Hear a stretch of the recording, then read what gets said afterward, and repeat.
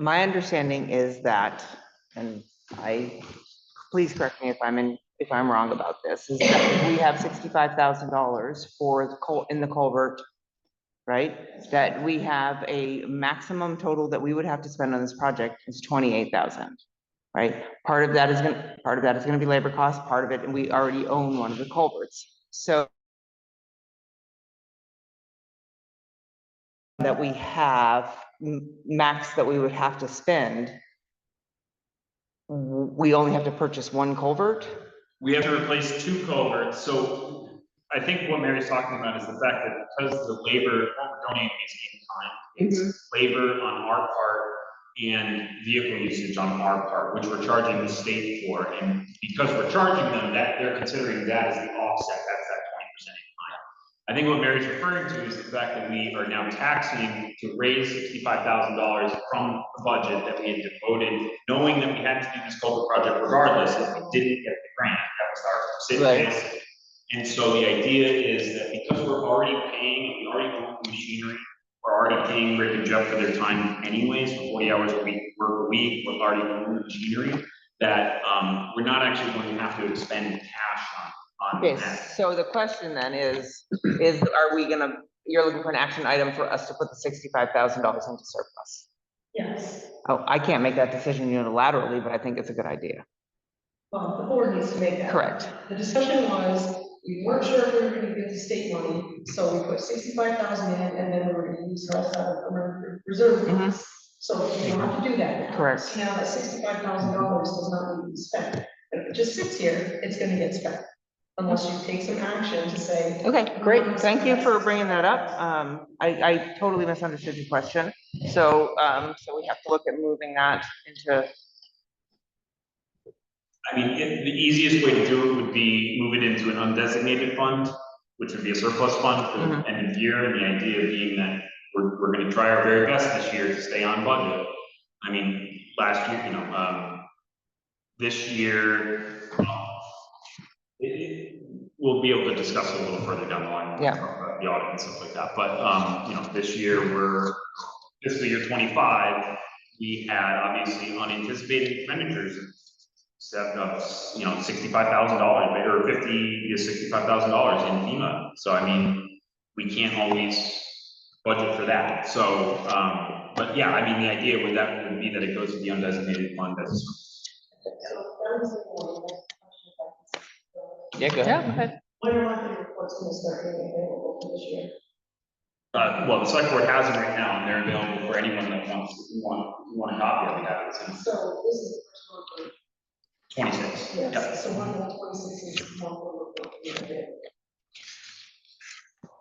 I'm not sure I understand your question. So since July is not closed, I would imagine you hand out July's financial report at the first meeting in August, right? Yeah, I mean, we're always a month behind. So. All right. So I mean, we've been going on these monthly reports forever. So how many are available from 25? All of them. So you went back and retroactively generated them? Yeah, I mean, that was at the last select board meeting, we did the budget to actual, we went through the entire year.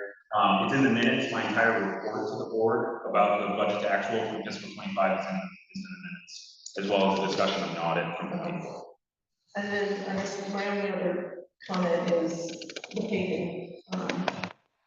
Went back to the year before's paving plan, and Jersey Street was not mentioned at all in the paving plan. Then this year's obviously it changed. We budgeted $100,000, and I know you want to use reserve funds, but why did we do that? I mean, 2 years ago, that road wasn't going to be paved until 27. All of a sudden this year, it had to be paved, and I don't think it would have to be $100,000. We had to go. Like to understand how we came to that decision. Did you do a cost benefit analysis? Is it going to make it last 20 years instead of 10? I mean, what was the rationale to just extend it in these reserves without the plan? Yeah, Kyle, can we speak to that? I mean, because you have a little bit of insight too with why we decided to go. Part of it was. And just to get in line under a certain time. Randomness, honestly. Okay, thanks, Mary. Rick and I sat down and discussed the paving policy conclusion in town report earlier this year. He prioritizes on a regular basis what needs work and tries to get in contact with the other towns to be able to catch up with them on where roads meet in terms of paving. Addison will be paving Jersey Street from the paving line back into Addison a little later on this year. They're using a chip seal. We use pavements, but it's going to be tied together. The idea was that he wanted Jersey Street to, there's a cycle in his mind that I'm trying to get on paper to make sure it's codified of what gets paved when. There's been an inadequate amount of previous asset tracking and management in the past that I'm trying to rectify now. And part of that process is the paving plan that we included, and his decision and his request to the select board was to ask for an additional $50,000. Part of that reason was because right now this year we paid $87 a ton for paved material. Next year, in fact, today, if we went out to buy it, it would be $98 a ton for paved material. So the idea was we're going to spend a little bit more now, more than the budget item requested of the select board, with the idea that we're going to save ourselves more than 12% on the increased paving cost that we see fiscal year July 1st, 2025. So what are we not gonna do next year? Because we expended this money this year. Well, Basically, you're saying you got a better deal on it this year instead of letting it go until next year. So what aren't we gonna do next year? Well, I think the plan next year is to continue paving Jersey Street for whatever the budgeted amount is going to get us for fiscal 27. Actually, next year, it says pave Jersey Street from where it left off. So that was the plan. So fiscal 27 will be paving from where it left off further back into town. Unfortunately, And I think the other part of the conversation was that because all of that paving equipment was gonna be here, there was gonna be cost savings because that paving company was gonna continue paving on Jersey Street. So the savings in terms of having them, they're here already, the paving supplies themselves are, all of that means that we will get more footage, linear foot per dollar than we would if we waited. well, we did. I mean, we did $148,000, got us 9/10 of a mile, which is unfortunately that's the cost of what the paving cost us. And that was again at $87 a ton for paved materials. As of today, we're paying $98 a ton. So next year we're going to get less with the same amount of money. Well, not the same, but less with a budgeted amount of money from fiscal 27. And when I say year, I mean it's DNF. There's only two companies that do paving, 1 through 4, and this side on the Champlain Valley. It's Pikes and DNF. Pikes charges $120 a ton. DNF charges right now $98 a ton.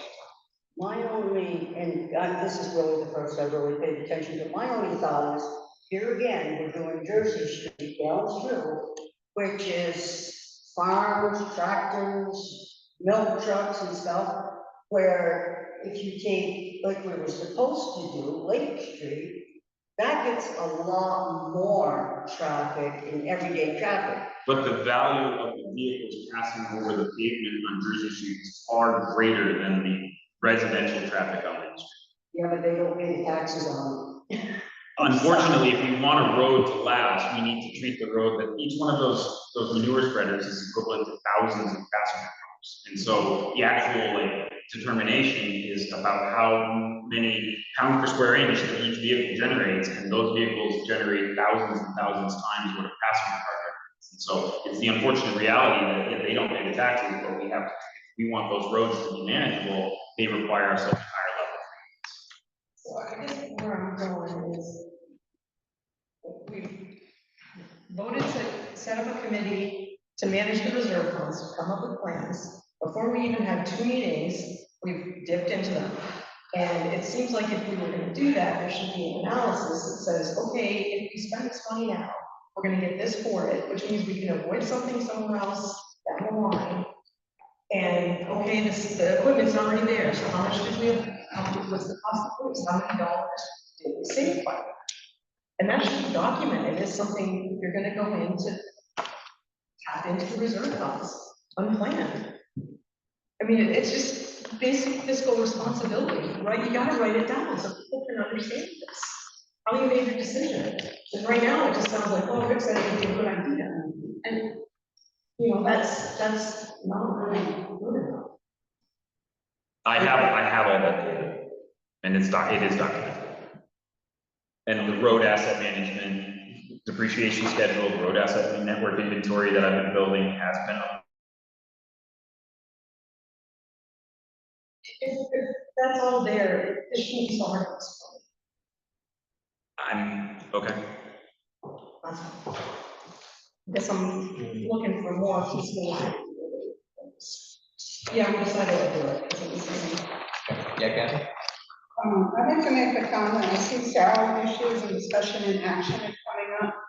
I would hope since the last select board meeting, the board pretty much said that they were going to stay on what was voted on for the budget for the year, that we do not go giving additional pay raises like has happened in the past, that we stick to what was in the budget, and those are the pay raises they get. To me, the cost of health insurance is enough of a pay raise, since we fund it 100%. Thank you. Thanks, Kathy. Yeah, Steve was the same. Go ahead, Steve. Yeah, I'm sorry. I just wanted to chime in on what Mary was saying, and you all got my email, right? So, you know, the big thing here was that there was sort of a betrayal of trust when we were putting the budget together this last year, and we decided on $100,000 for paving, and then all of a sudden, and this seems to happen, where it's an emergency situation, you know, it's a short time frame turnaround, and you know, that's not the way you make budgetary decisions. And you know, this whole thing about tying in with what they're doing in Addison on Jersey Street, you know, it just didn't happen. I mean, Addison wasn't paving Jersey Street. They may have now, but they were able to very easily match that pavement in. So that issue regarding why we should spend the extra money simply wasn't true. And you know, the amount of paving they put on Jersey Street where they did was, you know, crazy in my mind. And I'm uncomfortable talking about this because I'm not a road expert. I'm not. But my God, they put in you know, in some areas, 8 or 9 inches of new pavement on top of what I thought was perfectly good pavement. So, you know, I know Rick knows a lot more about it than I do, but to say that we're going to move it from, you know, 8/10 of a mile to 1.5 miles and then doing 9/10 of a mile, it just doesn't add up. So, you know, I'm concerned, I'm confused, and I'm a little frustrated with what happened here with that paving plan this year. So that's all I wanted to say. Thanks, Steve. Thanks, Steve. And somebody who has paid, I'm telling you, it just takes them 15 minutes to move from Jersey Street over to Lake Street, over the side road there. And it's not gonna cost that much more to do what they were supposed to do. It's just a matter of them driving the paver over there. Those trucks are gonna go one place or the other anyway. And so I just think we should stick to what was told to begin with. And Unless it was an emergency. an emergency, yes, but this is not an emergency, and I thought the whole point was to save money and the equipment is here now. You didn't save money, you spent an extra $50,000 over budget. But saving money compared to what, Compared to what? when we would have spent it. That's what I'm asking, another if time. compared to what? Where is the money gonna come from to make up for that? Where did you save? You didn't save, you spent. over the plan.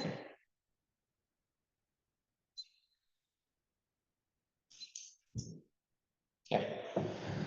Appreciate it. I think, in a big overhanging part of this, and, part of Steve's email and Melissa's email too, and I think we're gonna obviously pivot the best we can, and I know Kyle is in the most direct talks with Jeff and Rick on the road from. I know the big question mark, and to Steve's point, none of us are paving experts. You've paved, but you're not an expert, you know what I mean? Like, I think we trust who we've hired, and we have to take advisement for that, and unfortunately, we can't have them here at the meetings to help answer these questions as far as paving goes. I think Kyle luckily has great communication with them.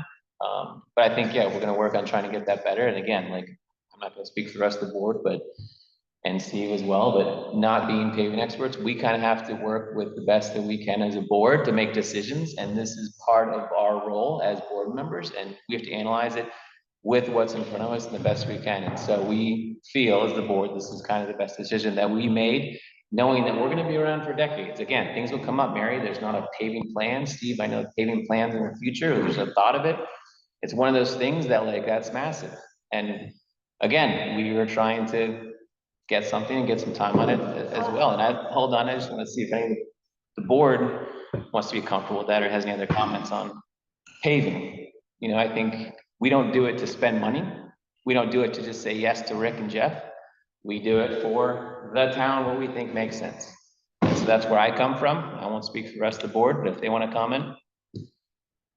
I mean, personally, I think we sometimes, when situations come up where you can save a significant amount of money, and that is my understanding of why we would have done this, by saving for each ton, plus not having to have all of the equipment come back out, that to maybe spend more upfront and get a better value, to me makes sense. And that would have been why I voted to do And that. that is why I did also how it was explained to us, so that the upfront spending is going to end up saving us money. Everything is here. Yes, it's costing us more money today, but in the long run, it's saving us money. That's how I understood it. So where's that money, where's that savings going? Are we gonna reduce $100,000 in next year's budget? That certainly will be a conversation. Mary, we can talk all day. I don't know. What do you want to say? Like, we don't have an answer today. We can look at it for certain. I mean, I'm just still a little boiling with, I mean, the word betrayal is so obnoxious in a small town like this. I mean, we're all working at the same town trying to do the best for the town. It's just, it's obnoxious. And I think, it's a little Put testy. together the budget in the end of January. So I fail to see how it changed so much, 50% from the end of January to the beginning of July.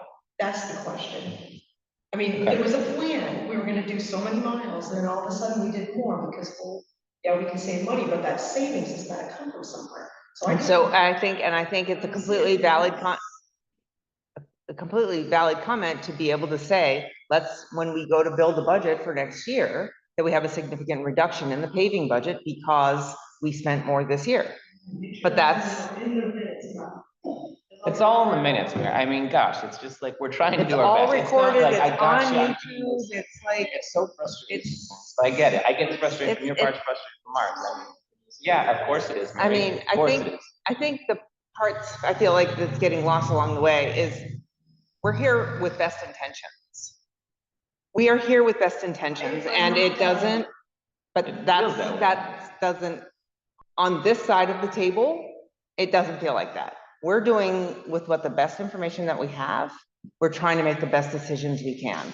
We're all taxpayers too, right? And we're trying to make the best decisions we can based on the information we have. And our experts said this is over time, this is gonna save us a lot of money. So do I think it's a good idea in the fall to be talking about fully reducing our paving budget? I think that's an excellent recommendation. It's really important to understand that we're not here to betray people. That's not what we're here understand for. that. I understand that. All I'm asking is that if it's gonna save us so much money, that should be able to be captured on a piece of paper that says. And Kyle has all that documentation. So I guess, yes, as part of the reserve fund committee, I think we need to see that. Okay, so we can get that paper. All I mean, public. If it was such a clear savings, I think it just. It's put it in the minutes and it could just. It's a clear savings because to keep up with the paving plan, if every road in town, all 10 miles in the town need approximately every 10 years needs to be repaved. Jersey Street is approximately, plus or minus 3 miles long. We need to be able to pave a mile a year. Well, $100,000 isn't going to get us a mile a year. $100,000 gets us 3,300 feet. So when we added $50,000, it got us 9/10 of a mile. It got us at a price that was 12% less than what we're going to pay next year to get 3,300 feet. So, well, if we want to keep up with a pavement, if we have a plan where we've identified that we need to pave approximately 1 mile of road per year to keep up with the general wear and tear, or treat 1 mile of road per year, then $100,000 is going to get us 3,300 feet. That's not a mile. That's, 6/10 of a mile. So you're saying you're gonna want more than that next year then? No, I'm saying that the board will make a decision that is appropriate. We're- The cost is the cost. That's, it just means that we're not gonna be able to stay up with the paving plan if we're trying to pave a mile a year on $100,000. So we have to make, To the hopefully, productive reserve fund planning committee, one especially there. Any other comments? Yes. Yeah, Debbie? First of all, I know you're all trying to do the best for the town. I do understand that. Maybe next year, we sit down and say, okay, we're gonna try to do a mile a year, but let's not say what road it is. Because somebody could drop a set of Harrows on the flats down here and rip it all up, and we don't know who it was. And we might have to do that. So don't put what road you're gonna try to pave. The road that needs it the most. My second thing is, I've been in, as a lot of you have been in this town for many years, but I have, because I worked in this town, I watched things. And I will say, and I get to say this, what Rick asked for, Rick gets. And I heard him set and brag how he's gonna get all the new equipment, he's gonna get all this because he's got the town in his back pocket. And I heard him say this because face it, what Rick has wanted, Rick has got, and it's ridiculous. So I just hope we dig a little more under the covers. And back when I was in this town working, the selectmen had to be at the select board meeting for at least an hour. We paid him good money. There's no reason he can't be here for an hour to answer these questions. It can be made part of his job. You will come to the meetings, because this is always going back and forth. Who said, what said, and it all goes back to Rick. So just a suggestion.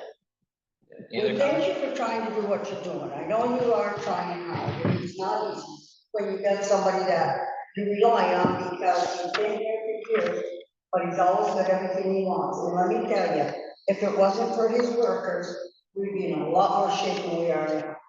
Yeah, and just to that point, I think what we're trying to do, like paving is not going away, it was a decision by the board, it's 5 years, 10 years, I mean, it's gonna be around. Just don't And it's, say what road and it's it not is. gonna be, and it's not gonna be less expensive. And so here's, in our minds, a cost savings, it wasn't a coupon for a discount, not that kind of cost savings, but here's where we thought we'd save money, because eventually we're gonna have to keep paving. And it's gonna keep going up, and so that's kind of how we looked at it. Kathy? I think it needs to be a policy of the town for these reserve funds, that you warned the public on the agenda last time, but you didn't have anything to hand out to the public about the cost savings and stuff. And I think it needs to be written down why they want the reserve fund, how that reserve fund is going to be used, and how much it is. And I think it almost needs to go through 2 select board meetings before it's, okay, you can take the reserve fund, but if it's an emergency, that's fine. Thanks, Kathy. Any other comment? go ahead, Steve. Go ahead, Steve. Steve, go ahead. Yeah, he's muted. Unmute Steve, please.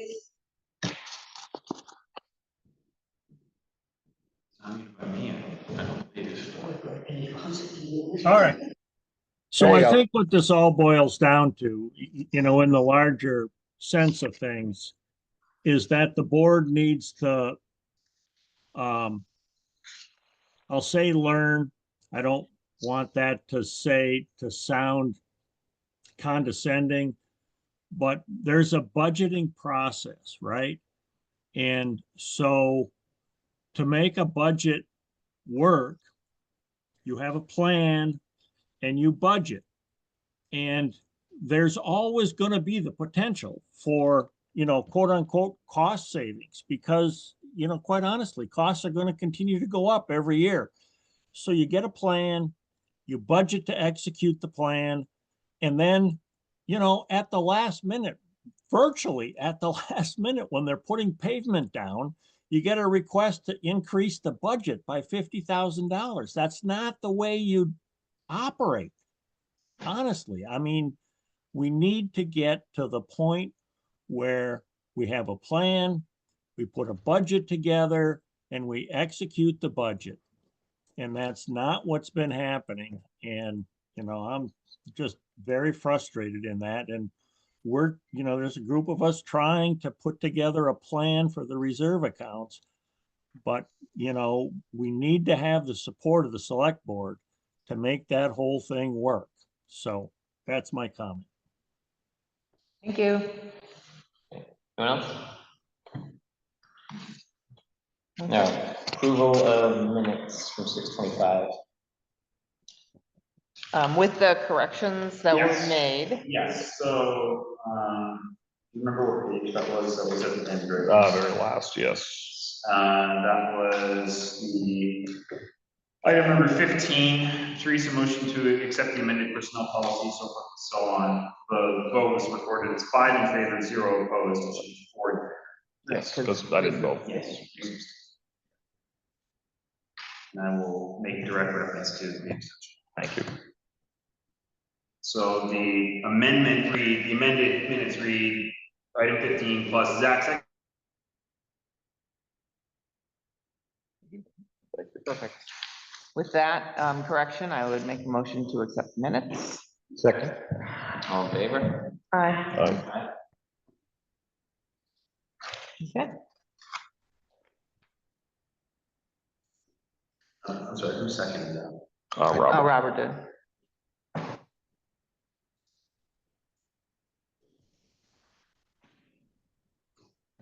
Okay, let's see, ash tree removal reimbursement submitted, we are awaiting state payment, should be here probably before the end of the week, if this is because the funds were already set aside for payment. They stayed on budget, $10,000 from the state to cover the expense. The Culver project was delayed, as we just discussed. If there are any additional questions to that, please let me know, otherwise, I'm going to have that grant agreement signed and return to the state as soon as it comes in. No waiting on that. FY26 has begun, the fiscal year has begun. It was a bit of a bumpy process to implement some of the bigger changes that we changed. We changed the vendor labeling systems in the town. We also changed the entire chart of accounts, which is part of this discussion in a second here. But the payoffs are already showing, and I'm really actually happy with the results. And talking with our auditor, talking with people in town, listening to Dave, our fee accountant, some other people, we're going to be in a much better place for tracking expenditures, especially when it comes to grant. So I'll just draw your attention real quick to, I know it's a little small, it was hard to kind of cram on the page. Stand up, but it is multiple. Basically, the town, we've changed the way that we're structuring our account. I'll be happy to send you a digital copy. We've changed the way that we are documenting the accounts in the town. Before, while the accounts had kind of a loose definition, that definition was never codified or like there was no purpose. Now there's a purpose. So when we see a number, when you see a number on that budget to actual, you see an account number, you'll be able to tell, oh, this is a 10, which means it's a general fund account. This is a 7, which means this is an expense in the general fund. It's a 10, which means it's related to general government expenditures. And then the account numbers go on from there. So this is a 201, which means it's related to salary. And then 001 means it's related to the town clerk. And so you're going to be able to identify without even having to look. It'll take some getting used to, it'll take some getting used to on our part. but it will also allow us to create new accounts that use this convention to allow us to stay within that realm. Adding digits meant that we're never gonna have to do this process again, and adding new funds gives us the ability to track grants in a very specific auditor-friendly way. You don't like to see funds intermingled in your general fund with grant revenues, and removing that entirely and doing it in its own fund is going to be really important for future clean audits. Awesome. So I'll be happy to provide this to you in a digital copy. There's kind of a general reference over on the right, but I can answer any specific questions. Yes, sir. Using a 3-digit code starting with 0 looks like a 2-digit code. So a 10 over on the 2-digit code and a 10 on a 3-digit code. Well, there's 10, so an account might be a 10, 1, 0, 0, 10, or it could be a 10, 1, 10, 10, 1, 0, 0, 0, 1, or it could be 0, 0, 1, or it would make a lot of sense. So if you look on the budget to actual report, you'll see some of the. So it's actually a 6-digit Oh, code. yeah. Lots of codes. That makes sense. Those are cumulative. Each Yeah. thing means Gotcha. another thing, yeah, so. Okay.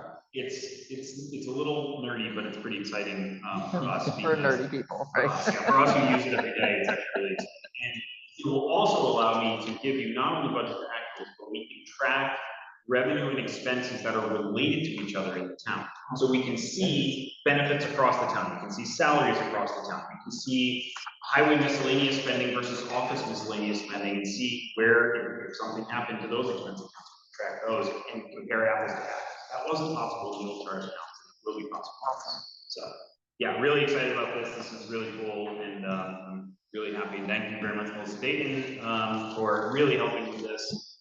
The state of Vermont really needs to catch up with other states that are doing this on a statewide level, statewide system. Which is handy.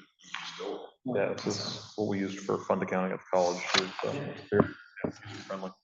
So, yeah, any further questions, let me know. If you need any definitions, we're happy to provide them.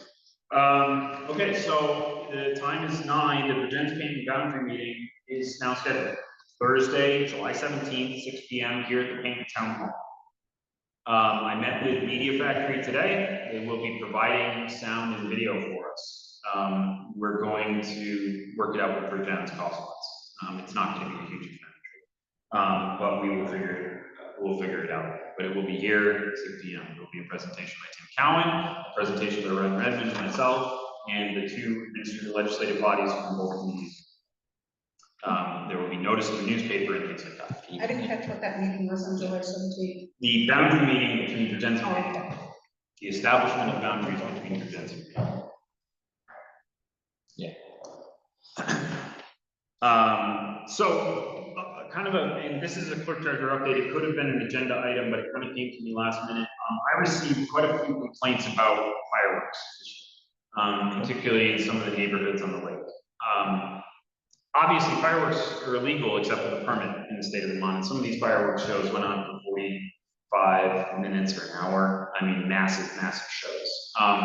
The people who brought these issues to me, and I shouldn't say complaints because they're legit. I heard them in my house and I looked up the people who brought these issues to me, PTSD, scared animals, things like that. But really, this David Martini, the zoning administrator, also brought it up to me in that the select board really has the authority here to take action on this in terms of either a proposed ordinance to codify that fireworks are banned in the town of Canton unless you have a permit from the select board and the fire marshal, or whatever action you want to take using state language. And there's really clear state language on the website.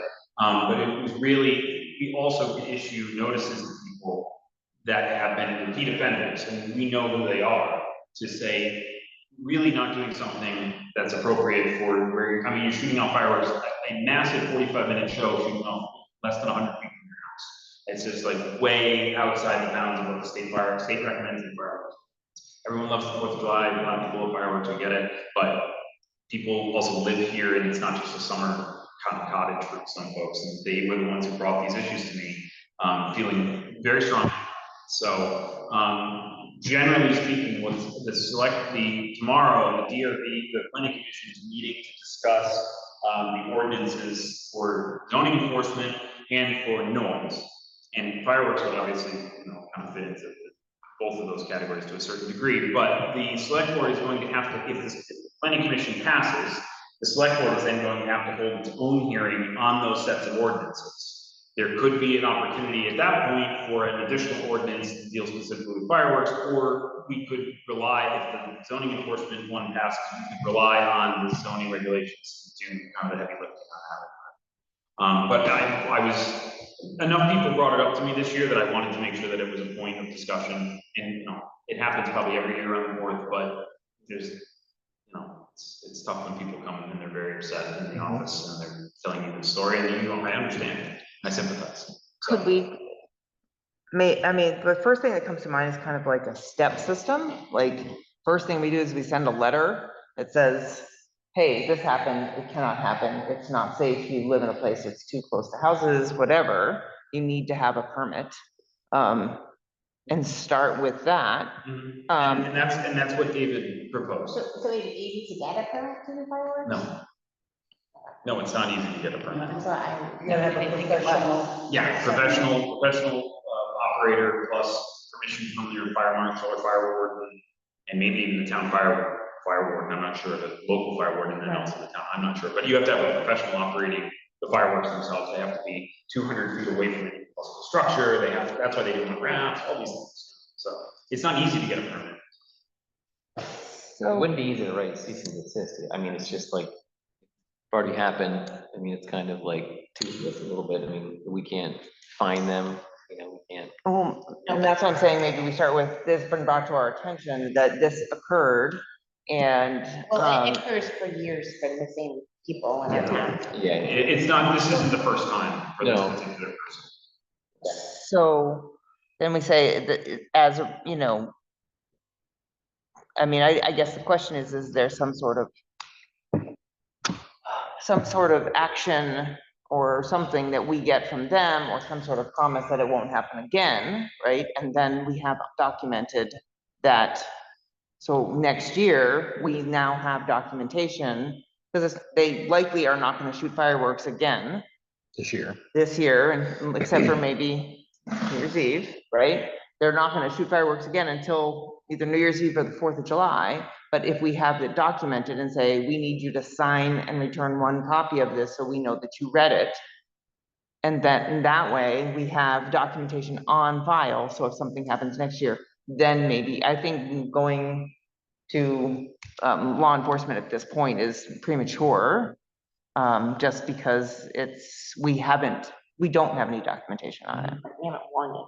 Correct. Yeah, and that's why I didn't make an agenda item, that's why I just wanted to bring it up to the select board for discussion, so that you can think about some ideas, and the select board is well within its rights to issue a cease and desist letter themselves, yourselves. Yeah, Debbie? Yes, on that, I can almost name the places that were setting them off, and probably the ones you heard were closer to your house than you thought they were. I'm sure they were down right on the river. The bottom line is, people that are gonna complain are gonna complain. The people that just say it's one night, suck it up, are not gonna come in and say, oh, don't do anything about the fireworks. It was only one night. So when you fall into the loudest person, the squeaky wheel gets the oil, it's just gonna blow up on you. You know, if you're gonna, it's one night. I mean, police were called the other night, not in our area, but I sat there, I had a scanner, I was listening to it, and the policeman said, literally, for Christ's sakes, it's the 4th of July, people don't light off fireworks. You know, I know somebody has a dog that gets nervous, they took the dog for a ride. Well, I think the difference is somebody shooting off a couple of poppers in their backyard and a 45-minute display. Two totally different things. But it is, but then again, you know, if anything, I would think you would, before you act on it, I would bring it to the people in the town, because I think you're gonna have more people say, it's one night. It's just one night. It's no different than the car that's been squealing its tires and leaving all these rubber marks. It's no different than that. It's no different than the first weekend of deer hunting, people shooting off guns and duck hunting. It happens. We're in Vermont, we're in the country, it happens. And, you know, people have just got to get over some of these things. Turn your TV up. They were going off just down my road. I could hear them just plain to me. I went in the house, I lost them for a while, I went in the house, turned my TV on, turned it up, I didn't hear a thing, you know? And I know some people, they don't like it, but there again, you gotta start learning to get along with your neighbors. Go to your neighbor and say, you know, that kind of bothered me last night, and they should have said, oh, well, you know, I never even thought to invite you guys over. Thanks, Tim. You know, don't make a decision until you check with the people. And there would be a hearing and all that on that. Yeah, yeah. process. It's Yeah, actually I gonna be- mean, yeah. Yep. I mean, it would have standard protocol. There is a PCA meeting, and you all got those emails, a PCA meeting scheduled for July 31st for voter purge. It's an off year, or it's an odd year, I should say, which is off from midterm elections and such. July 31st, I think I said 6. Something like that. Yeah, I think I said 6. Basically, it's like you are automatically a member of the PCA.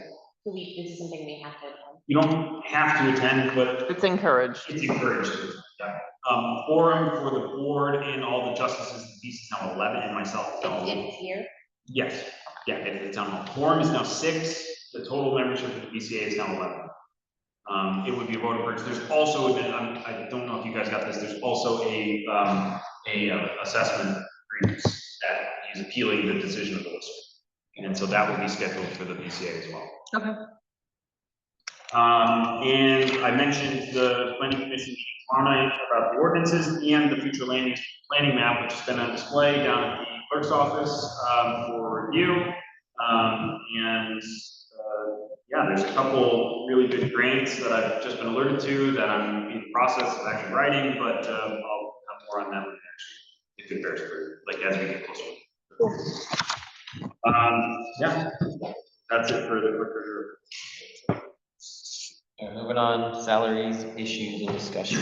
Yes, so I sent you all this memo, and basically I discovered a problem when I was attempting to update the salary information in preparation for this. When I submitted the budget to the select board at the end of February, the budget amounts for the highway department salaries had been built in already, because I took over kind of a half-completed budget when I arrived in December.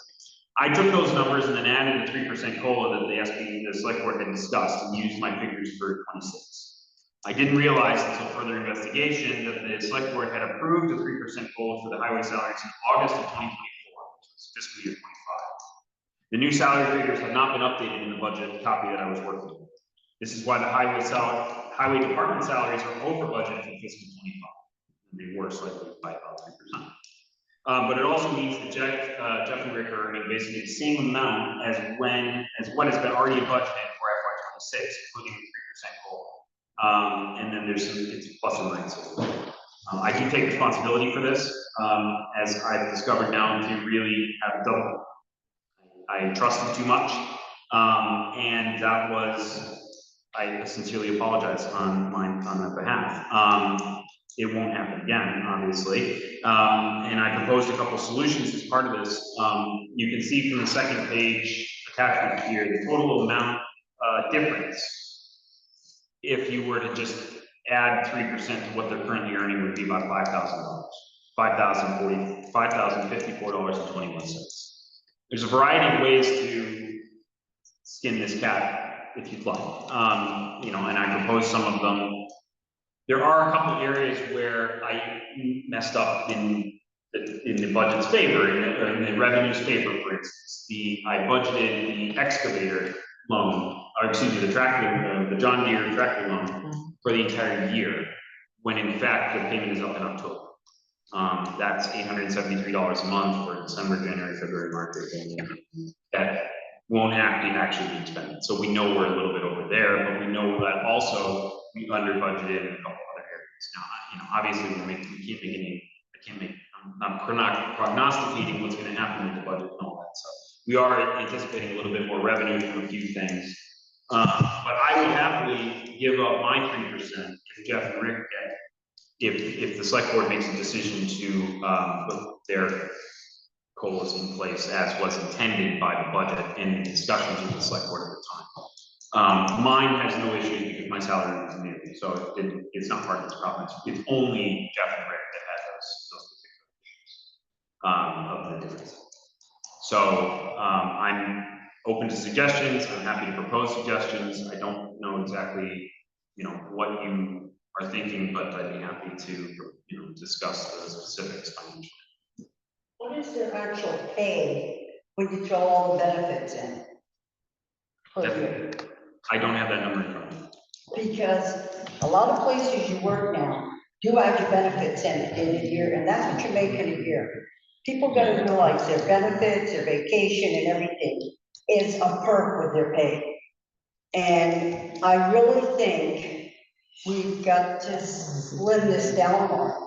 I really think since they've already got the 3% raise all this time, well, if they put it in the bank, they earn money, so I don't think they should get it this next year. Because they've already had that 3% all this time, they were getting it. And So they had the 3% from the 20. From 25, the select board in August of 2025. No, excuse me, the select board in August of 2024, which was fiscal year 25. Gave Rick and Jeff, I think they gave everybody at the time, the clerk included 3%.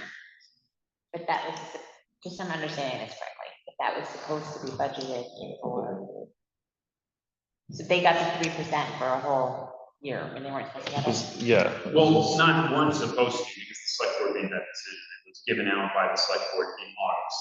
So was that in addition to their already 3% standard increase, or they didn't receive a standard increase? There's no standard increase. Okay. So it's just when the board Decides. they Yes. get the 3%. The discussion this year, when the board was doing the budget, was obviously there's not a lot of room financially for anything more than a cost of living adjustment.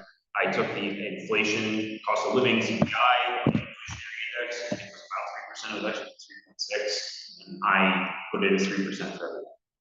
Well, I wonder, I was just kind of doing some fast mad calculating here, but, Because it kind of sounds more. You might have to turn the mic on.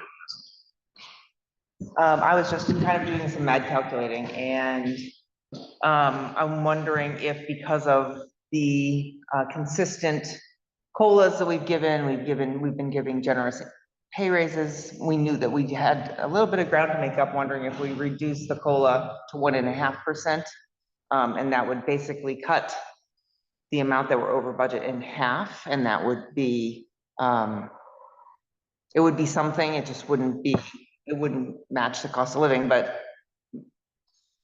yeah, I mean, we don't match the cost of living increase anyway. So those new numbers, instead of 79,163, would be 78,199. And instead of 77,918, it would be 76,108. So that difference, I haven't gotten the subtraction part done yet, but would be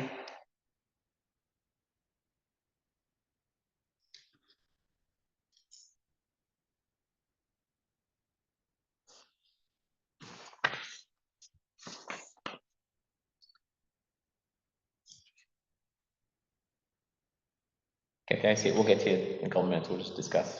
Yeah.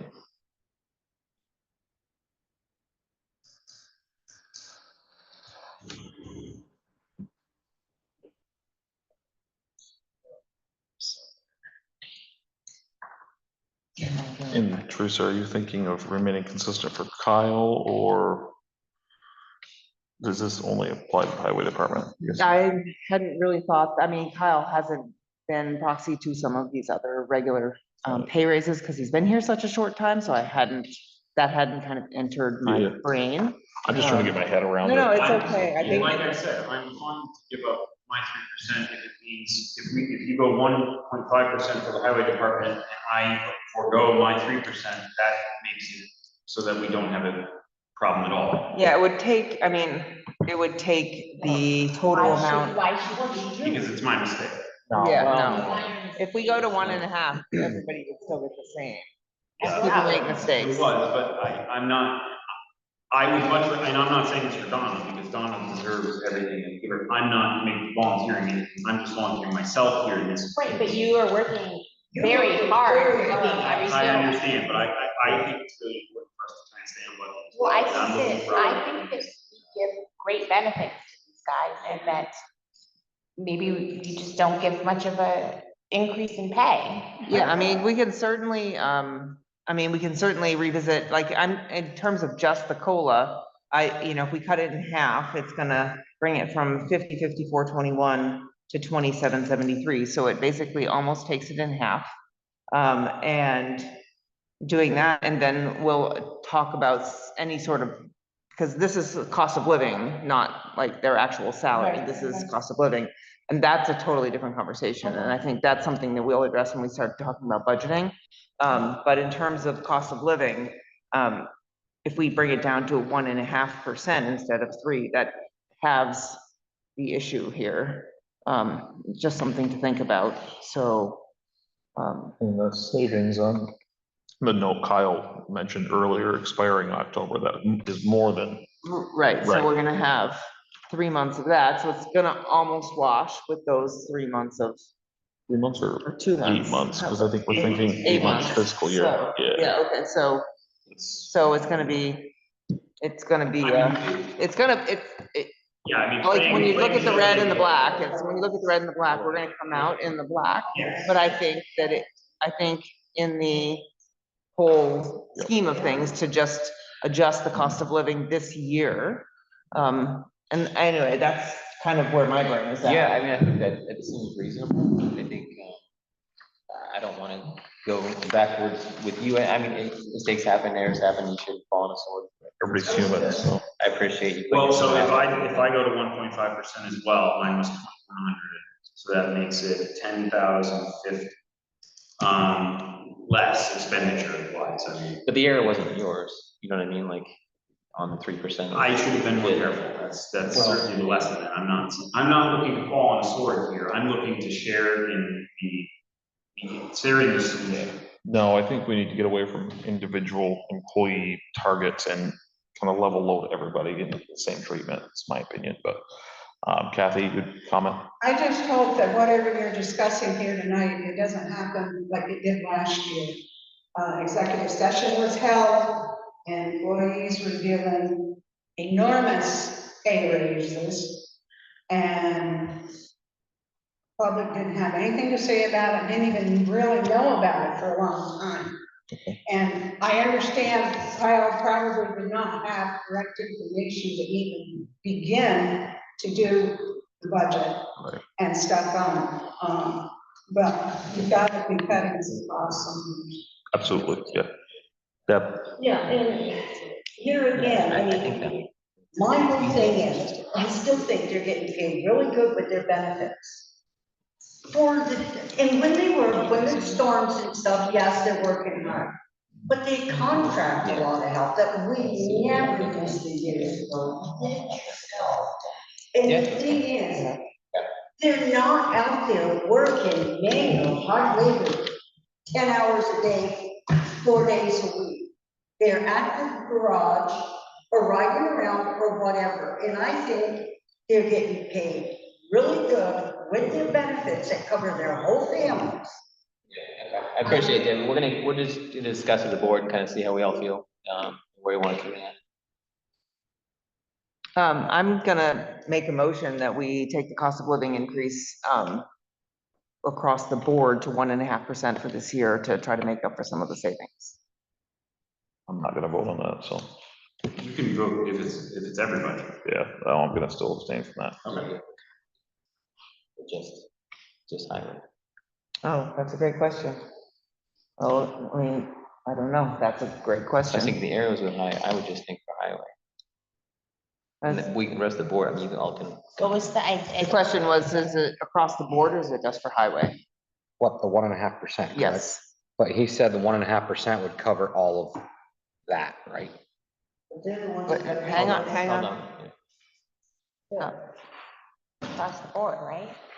Across the board, the 1.5% COLA Would be for all the employees. would be for all the employees, would cover that. There's only 4 employees that are getting the COLA this year, myself, Rick, Jeff, and Don. Okay, but and everybody gets the same Yes. healthcare benefits? Oh, Not, Well, well, that's not no, being discussed. that's, Maybe yeah, that's a separate- that's totally separate. I know it's separate, but it also has to do with their. Well, Donna does not get healthcare from us because she's part-time. And that's in the employee manual, I'm gonna refer to it as, it's not the right name. but- Okay, I don't know if I know that.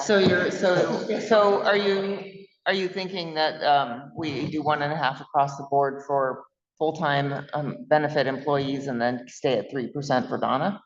I mean, that's another option too, because she doesn't get any benefits. So that's another way we could play that. I just thought for the highway department, and then we kind of are over, and then I think we can look at that as we go along and fill it in with the John Deere, if we look to do health care. I mean, I know Kyle thinks it's. I know you're gonna abstain, Reese, but I'm really curious what you think. It's, I mean, I was just thinking for the highway. I think that everybody should be given the same benefits, pay structure in terms of percentage wise and everything, with the exception to someone who falls into a different employment classification, which would be Donna, right? Because she's part-time. Yeah. That's handled completely separate. I think what you do for, one full-time employee should apply to all three. But that's my opinion. So. Let's take it over to highway. So, Robert, have any thoughts? All kinds of them. I agree with Reese 100%. But then again, the error is only on the highway department, so why are we Okay, that's a fair statement. Why are we- overflowing to people that? That's a good point. Yeah, okay, so let's keep it. So- I think that it would be very reasonable to do it with all full-time. I don't think that that's an unreasonable solution. Well, I understand. We know where you're standing on that. It's just kind of, But the error is under the salary of the highway department. Let's fix it in that category. Only. Okay, so, yes, I Complete fix. agreed, but we're gonna get closer to that number If if we did, do all three full-time employees. what if we did 0 for a COLA? I mean, you're doubling that, right? Is that the number? Mhm. So you're just doubling that, 3,800 doubled is 76. That would put us in the black in just the highway department salaries. So was there increases last year in addition to normal hiring and Yeah, things? who I'm said just that? What, curious. what, Yeah, I Do you don't know? understand I wasn't here last year, I so. think your was COLA last year. And I think for all the scenarios that have been going around up there, and you should not vote on it tonight, that every one of your ideas be put in writing so that you all can look at them and understand them. Because just like when doing the reserve fund. Is there time for that? Right, is there a time that it has to be? I mean, not, I didn't adjust anyone's salary for the first payroll of fiscal 26, so everyone's making exactly the same as they were at the last payroll of 25. so a 0% change wouldn't change anything. 0% change anything right now. So we're Right, so already, if they got a pay raise plus the COLA last year, that's pretty So I don't significant. have any record that they got. do we have that figure? Yeah. Yeah, I'd need to see that. I I'd need don't to have see any it. record. What I saw from what is the document was 3%. Yeah, That's what I What's said. his cost of You saw living? in the minutes what they got for a raise last year. Well, it was kind of fuzzy what they got for a raise because. It'll be public. It's It'll be public. It's all public information. So the only thing I saw documented was a 3% increase August 8th of last year of 2024, which rode all the way through fiscal year 25, which we're now ending in 2026. Yeah. So if we do 0, I would say that we should still give Donna a 3%. Right. And then we can, Well, and then. talk about whether- Do this Kyle. he'd be part of the full-time, treating all full-time people the same. Okay. Whether we go to 0, 1, 1.5, however, whatever we decide. Debbie. Yeah, It's usually like, Couple things. Again, I don't think Kyle should be because it wasn't, he didn't get that extra 3% all this time by accident, so. But the other thing is, if you guys take the time to look, they're getting plus over $30,000 a year in benefits. That's more than some people make. And that's just in benefits. So, they're getting paid you pretty got, good. we should have. And it's for their whole family. It's not for the whole day, just their spouse, correct? just the spouse. Well, if they got dependent kids. It's not, no, And- it's It's not. not dependent their- kids. just their spouse, well, still,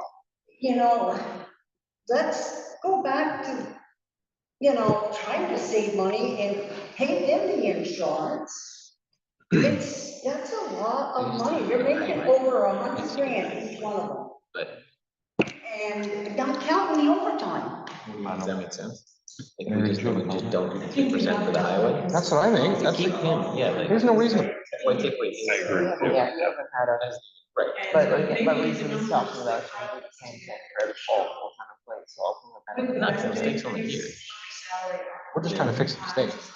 We're not really. And that should, so if we take away 3% there, they don't even have to. You don't be able to run them. Because none of us thought of this year. No, not yet. Yeah, but it will. It will. And we're gonna. We have yet to see what that, rating is. So, I mean, just so you guys have a good picture. We're gonna talk about all benefits and all of that stuff as we look at budgeting anyway, so. I mean, if we can have them draw up different scenarios and we don't have to vote on this tonight. We don't have to, I mean, sooner the better, just because we don't want to have another payroll come through. Yeah, the That's the next only thing. meeting is gonna be, hang on one second. August something, right? Does our contract with health insurance, does that go calendar year or fiscal year? I'm just curious. Calendar usually. That's what I was thinking. It What would- does health insurance? Yeah. Yeah. It's calendar, okay. Yeah, so they'll Got it. tell us Wasn't sure if the the rate. fiscal Well, was different, but. So, 13th, August 13th. Is the August second. 13th. Okay, so there's gonna be second at least Wednesday. one payroll is actually gonna be, let's see, one.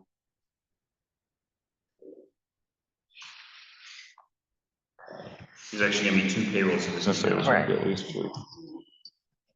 Yeah, Kirsten, so my thought, I mean, just my thought initially, because the mistake was on just adding those extra 3% to the 2 highway employees, would just be to like take that away.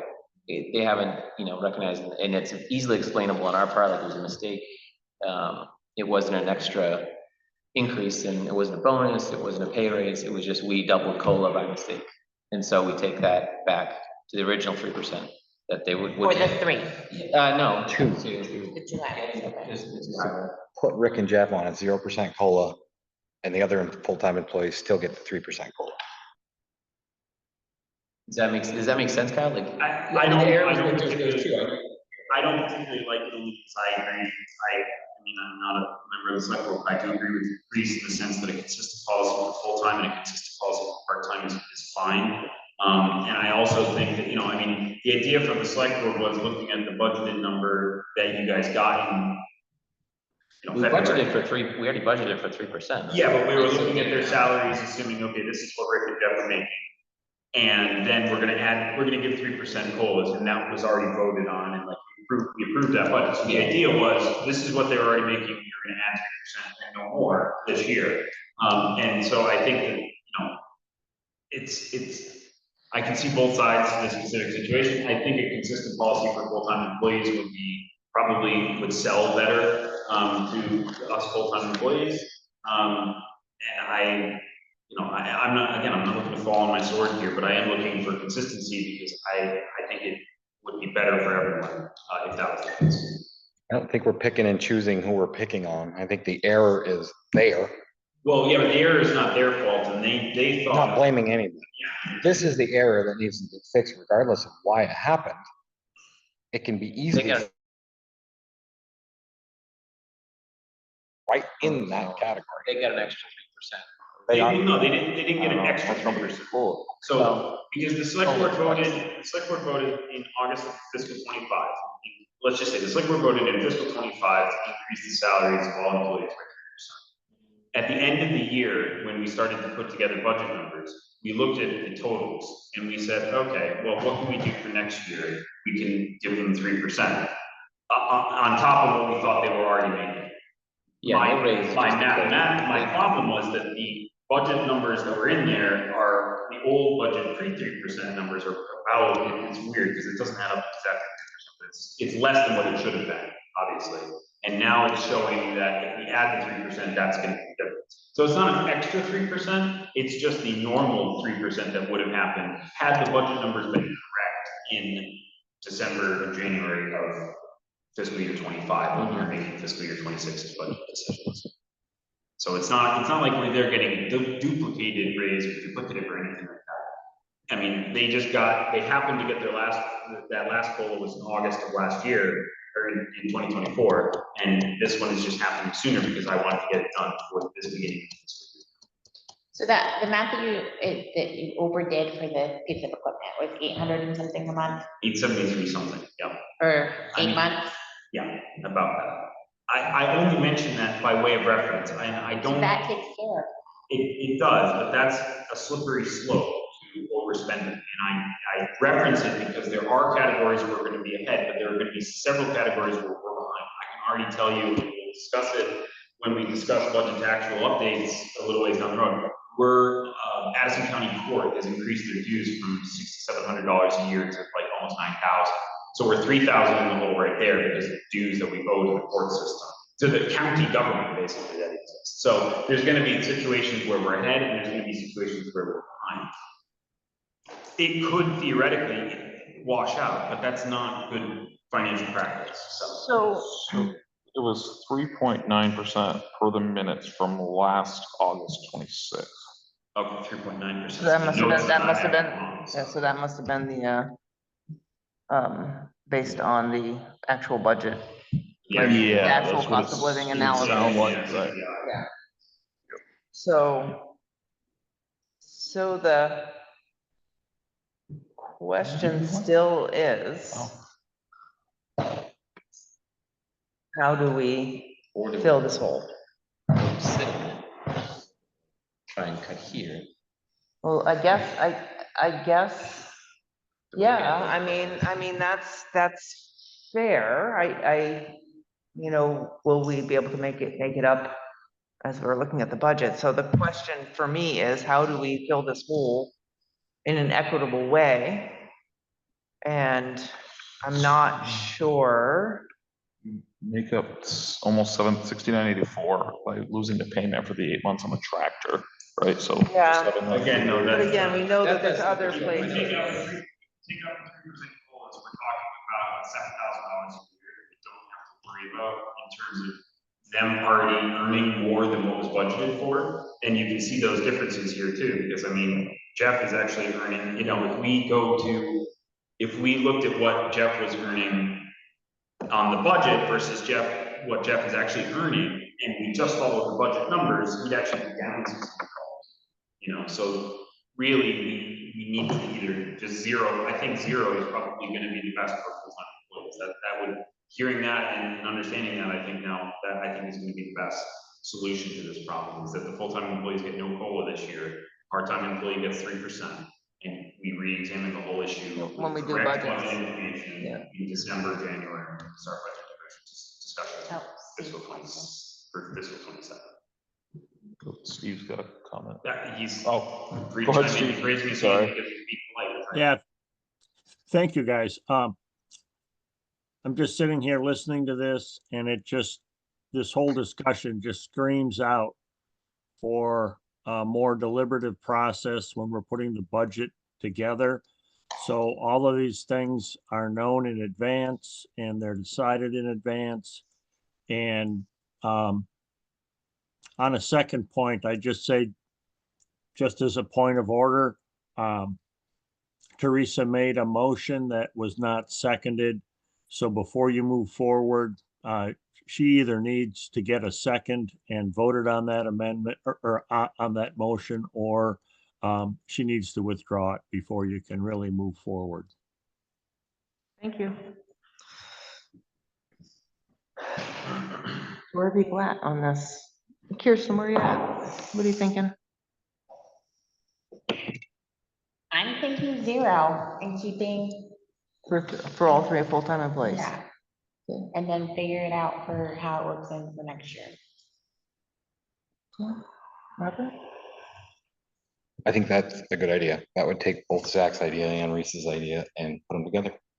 So I'm gonna then adjust my motion. I'll make a motion to have a 0% COLA for all full-time employees in the town, to rectify this budget imbalance. Second. All in favor? Aye. And then Reese is abstaining on that. Thank you and apologies. We're all here, but it happens. Yeah.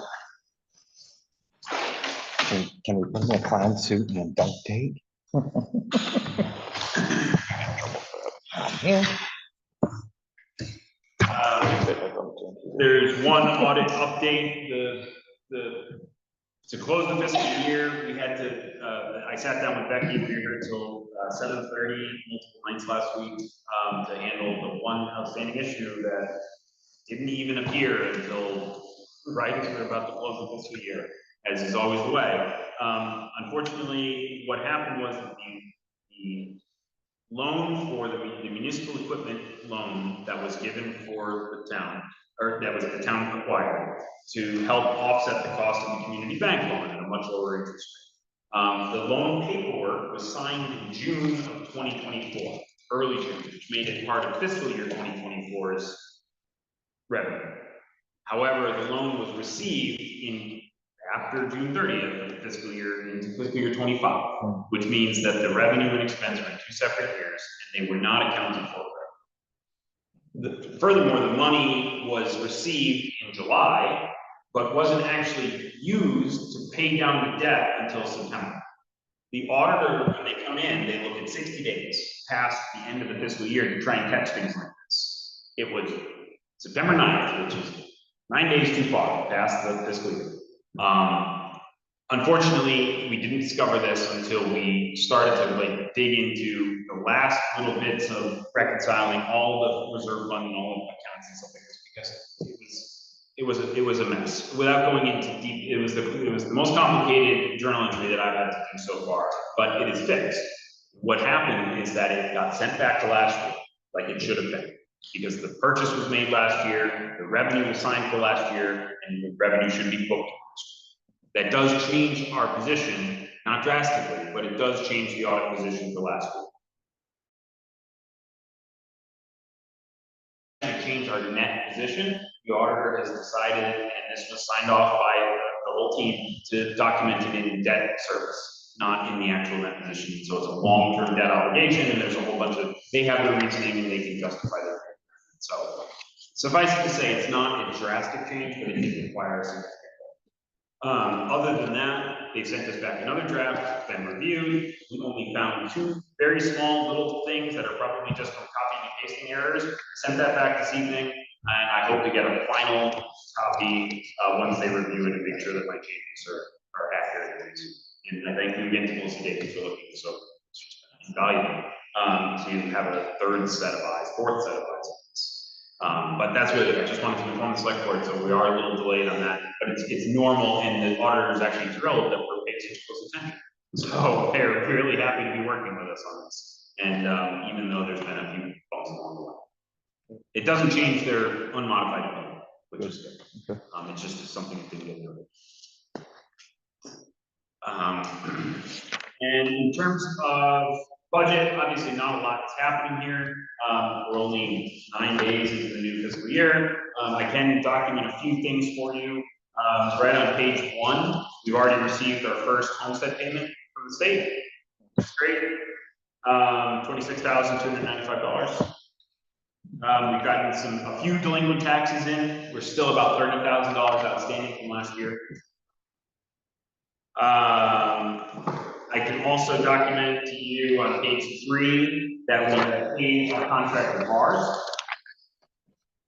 And we have also paid, as I mentioned, half of the Addison County court dues, which we budgeted at 67, and they actually increased their rate to about 8,000. They allowed us to pay in 2 payments.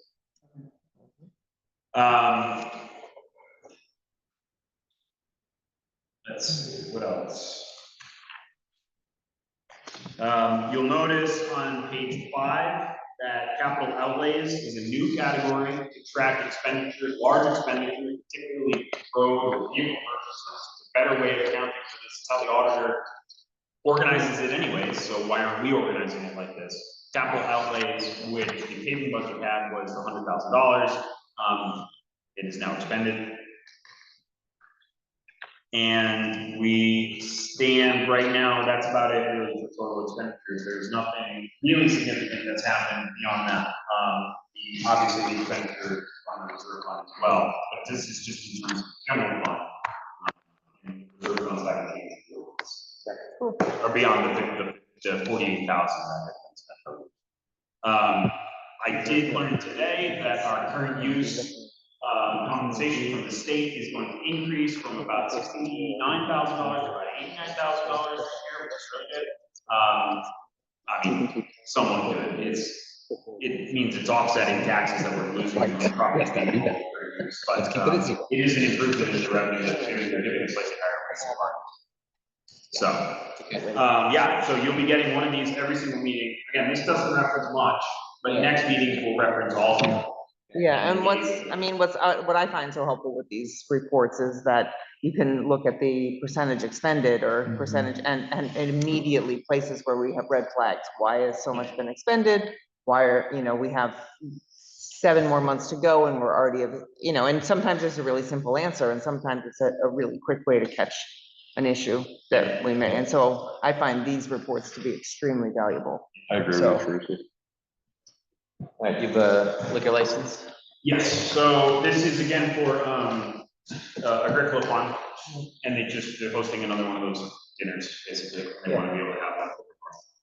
Yeah. Well, it's a tasting, it's not an open bar. Yeah. It's a wine tasting. So this would be approving the liquor license for Agricola Farm for their event on July 12th. Never been any complaints, questions, concerns, and yeah, I don't think so, but. They're trying to build their business. Yeah, And absolutely. yeah. And they're using a professional licensed catering company, Sure. and it's above board. They went through the DLL permit. Awesome. This is way above board. Sounds Yeah, great. I'll This is make- like the 5th one I think they have. I'll make a motion to approve the liquor license for Agricola. I'll second that. All in favor? Aye.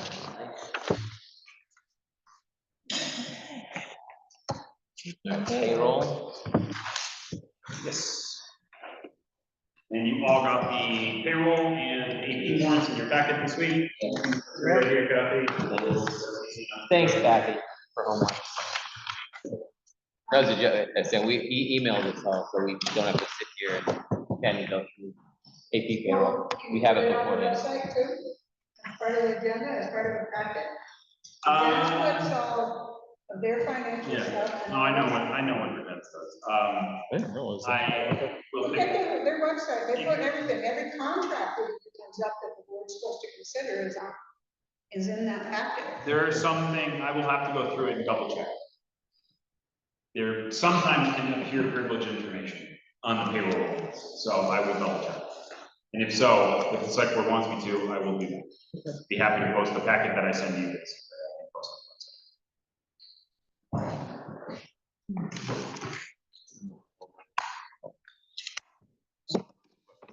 Stick word for actual invoices. I just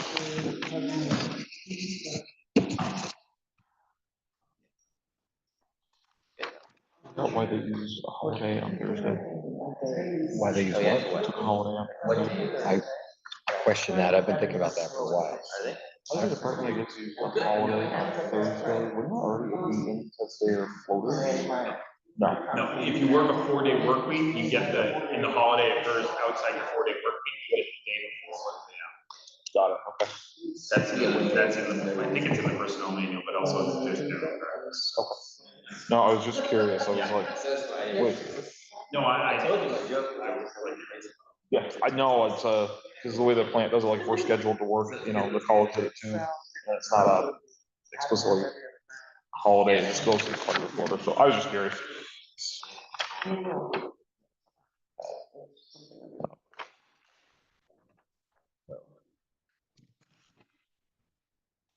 You have a number of items? You keep stats on the margin, what's the highest margin? Not yet. I mean, all of that gets recorded to Square, but we haven't been busy on it. It should be busy tonight. What's the, Not. yeah, March, So, right? since this came in $2,000 later than what was requested. So it's, Is that money staying in the reserve, or is that? Yeah, I only expended, I only charged the. Yeah. No, you approved up to. It's up to, thank you. I guess I was looking at that memo that you wrote us and thinking a perfectly round number, and that's why I think I wrote in there that it was up to 15. I think that's Oh, my actually God. what Got it, okay.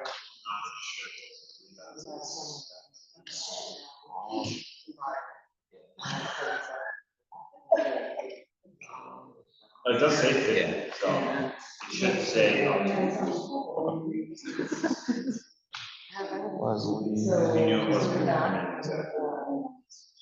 So we've got. Yeah. It opened like that. Okay. Oh, that's our yearly subscription. Fine. You can come in, so I didn't ask you to come in this week, person, but I will ask you. Or Tuesday, whatever. I'll just shoot for Monday. Monday afternoon. Something I could do. I'm like, I'm. What time? Well, Tuesday morning is easier. So I either can come in. It's not more parks, that's crazy. Is it Milton? Where is it? Monday afternoon. Rainy Point. Let's do, Payroll Tuesday morning. So That is a problem. What's that? Yeah. right, but if I do that. Early, fine. Right. Okay, I'll do it. Still on basketball week. Parking bumpers, the Indy adjusted, like, there's no reason I can do that, we have equipment. I don't know. You know, I'm being granular, I guess.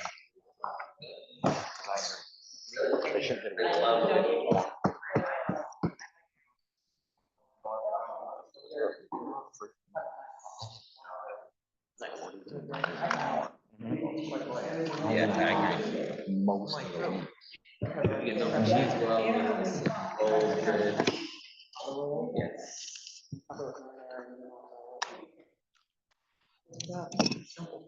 But I love it. People. Nice. Look over your shoulder. Absolutely. Excellent. I'm gonna go even slower now, just to Oh, make good. sure you keep up. You don't need to worry about me keeping up. I got you. What are you saying? You're an English major? My English major, I was. We have the 17th. History major, English major, physical therapy major. Yes. No, I understand that you can't. Yep. It's technically going to be a select board meeting and a city council meeting of pretends, because by virtue of Where's it the, being oh, all. porta potties down to. Minutes will be taken, and the Brown's bag, factory okay. is gonna professionally record it. I So think I'm okay, our stuff messed up. the goal is that it's I have a that. briefing meeting, and that the individual legislative bodies will have an opportunity at their individual sessions. That's the 17th, and then the 31st. That's a BCA, the board of civil authority. And that's at what time? That's at 6. Are we tax exempt for on-road fuel? Should we be? We aren't, we should be. Yeah. I'm not sure. I know, because gas tax, I think everybody pays. That's a really good question, and something I wouldn't actually normally. I don't think we pay sales tax, but I think we pay gas tax. Because I think gas tax is paid by everyone. Like apparently now, I just submitted our tax exempt status to Hawkins Network because they're charging us per piece of software that we buy is sales tax now on every piece of software license that we have. You gotta watch The them. state is now added sales tax to software licenses, so I sent them tax exempt status and hopefully they will remove it. The town is a tax exempt. Town's tax, yeah, sales and use. Yeah, for fuel, on-road fuel. Well, Even sales tax. yeah, for sales tax of on-road fuel, but not for gas tax. Sorry, yeah, I don't think for gas tax, because I think everybody pays gas. For the BCA one, Yes. that's in. No. I was gonna say that might be one. That might be one, that's. Maybe. Yeah. It will, I mean, you were encouraged to attend. So we said.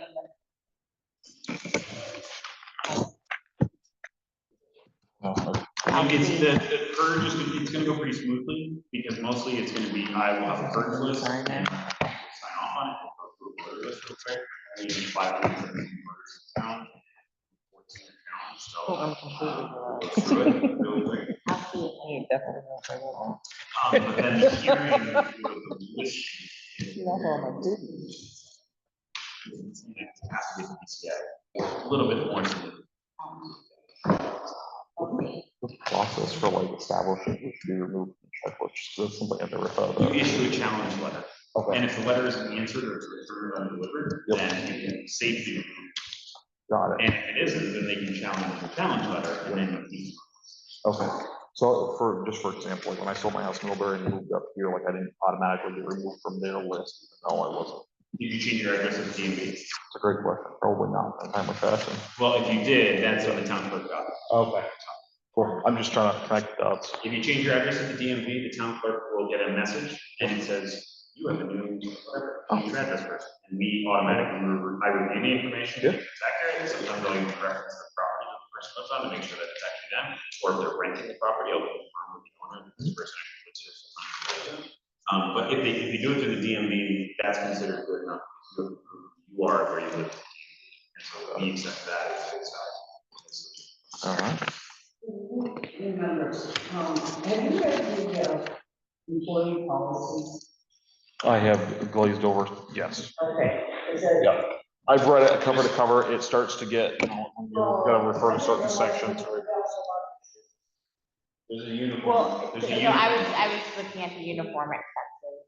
Yeah, reimbursement. $800 a year for uniforms. But there again, that's part of the wages. I get one shirt. I have to wash it. But just You saying- don't get, No, but you can use up to here. So, but and you there's. exercise Right, so it's kind of like, you can't get tools, tool maintenance, reimbursement. whatever. Yeah, then there's not Depends on the who you are. every 6 months. Can I ask a question and I don't Yeah. care? That's it. That's my question, wasn't it? Has anything been done about the truck running around town all the time? Because that's gas, that's wear and tear on the truck. That's putting mileage on I it. mean, how would you monitor any of that? It's Just tell them not to. Look at the. It's tell them it's the not an mileage. issue, I'm not doubting what you're saying. I've looked into it and I think it's less than your statement. No, he's on every single road. I've seen him on every road, out and back and Well, down to make sure. I don't know if there's gonna be an answer that would be satisfactory to this particular problem. Mileage on the truck. We are There's keeping no reason for him to be riding the roads this time of year. track. It's being taken. Yes, sir. I just want to say, I see Rick, Steve Duty on 4 o'clock, West Road. What, over East Road, and I assume he probably went down Hopkins Road, to go home. Just checking out. With what truck? The town truck or his own? Well, he starts very early. He starts at like, 5 day on 10-hour days? right, and So, 6 to 4. 6 to 4 is a 10-hour day. All right, Cal, you got anything else? No, that's it. Just a motion to approve the AP and payroll warrants. I will make a motion to approve the AP and payroll warrants as presented. Second. Favor? Aye. All right, motion to adjourn, 7:06. I will second that. All in favor? Aye. Aye. Thank you, everyone. Makes 2 of us, Deb. Yeah. What do you have? Is it better?